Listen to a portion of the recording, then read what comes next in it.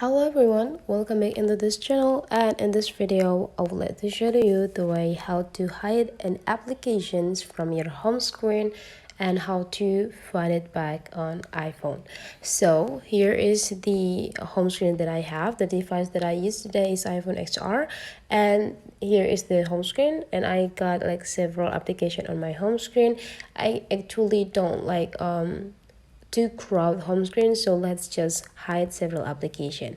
So to hide several application, you just need to find which application that you want to hide. For example, I would like to hide this GMO, and after that you just need to go click and hold while like have a little bit move until the application is start to be shaking.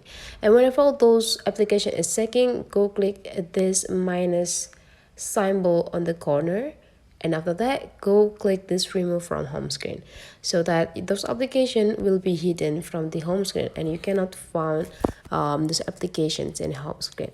How to bring it back or how to find it back? You just need to slide your home screen into the left side until you found this app library, and in this app library you just need to go click in the search button, and after that go type the GMO. And whenever you found it, if you want to bring them back into your home screen, you just need to go click and slide.